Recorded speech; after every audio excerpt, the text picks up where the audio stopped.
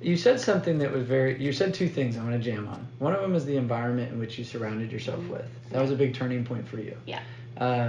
How big of a deal do you feel like it is having mentors, coaches, bad A hitters around you? Like, what difference does that make versus just kind of being a lone wolf and figuring it out, or a company that everybody I think sucks? the leadership that you're surrounded by and the work culture that you're surrounded by is what makes a successful, not just sales consultant, but a team. And like, I think that that's why we are the leading team in the industry, because I have mentors like Edwin, and then I have, leaders like Pat, Nico, and Carlos as the foundation. And because they're always, striving for us to be better, and they're always, setting a new level of expectations.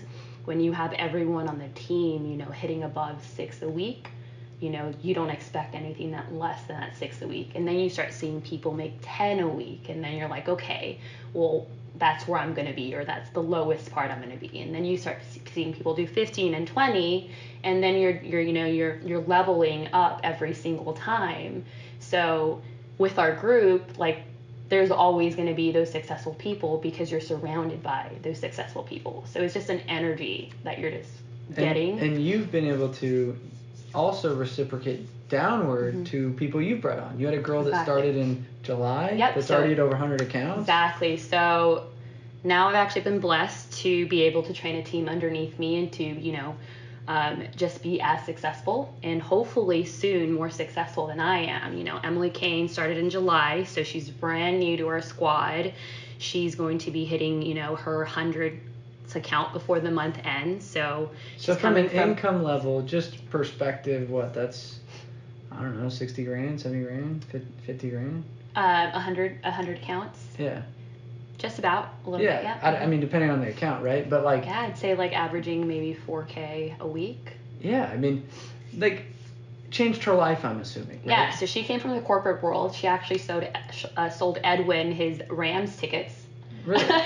So his Rams seats, yeah. So she comes from that industry. So the owner of the company says, girl, you need to come work for me. You're good. Sells her on doing door-to-door. Guys, one, the owner's recruiting. That's a huge, tip.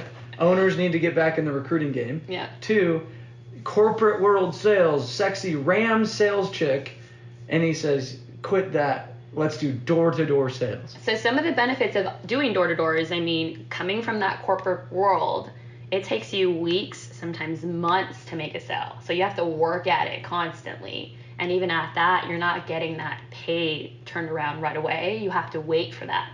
With us, you're making a sale, you're getting it installed the same day, and you're getting paid for it the next week, getting a paycheck every single Friday, as opposed to having to wait for that. Yeah. So there's a lot of rewards in doing door-to-door sales. So she got contagious of that cultural energy. Exactly. What happens when somebody's not catching on to that energy, that vibe, that culture? Have you had any people come in and just be bad apples and not? Honestly, that's about a mindset. If you come in with a negative mindset, then you're not going to make it in this industry at all, because everyone around you has that positive energy and that positive mindset and is always at that level. And if you don't find yourself there and you're always just in a negative state, you're not going to make it. That's Love just that. the name of the game. So then you said something earlier about I was always so competitive with myself. You talked about doing Taekwondo, then you got into dance, you worked your way up to team captain and one of the best in the high school, and then you talked about you did this in sales and this in sales. I want to know, because if you're listening to this or you're watching this, what happens? Some people are really competitive with others. They're like, I'm going to beat you, I'm going to throw down on you. And some people are really competitive with themselves. What's the difference in pros and cons in the two types of competitivenesses that you see? And you obviously say I gravitate more to the caramel. Yeah, yourself. Yeah. I think the pro of me being in competition with myself is that I'm always trying to level up. Yes, I am in competition in a sense with the last year rookie numbers, but it's more so proving to myself that I can do it and I can surpass it. Last year's best rookie was what? Was Keith Dottridge. He actually trained me, so I went out with him my first week. He's my boy, big shout He's out. the one that took me out week 1. How many did he do? As far as accounts in a week? Total. I think, and I'm sorry, Keith, if I get this wrong, it was around 155. Okay, cool. So she's guessing, one, meaning she doesn't care as much as she probably would think. Number two, if you were competitive with him, you would have done how many? 156. Most likely, yeah. Does that make sense? Exactly. So the problem with being competitive with others is you're going to rise just above to wherever the environment asks you to rise to. So if you're in a culture or an environment where only the average or the best is doing 10 in a week, you would be doing 11 because you're like, I just want to be the best. The problem is that didn't extract the 22 spot out of you. Yeah. See what I'm getting at? By being competitive with yourself, you're now on track to go do 250. Where did that even come from? Just consistency. Exactly. Yeah. I love that. So what other benefits come with this self-competitiveness? Just honestly, like my main goal this year and having the self-competitiveness, I think it just drives me and motivates me not just to make myself better, but to make others just as good as me.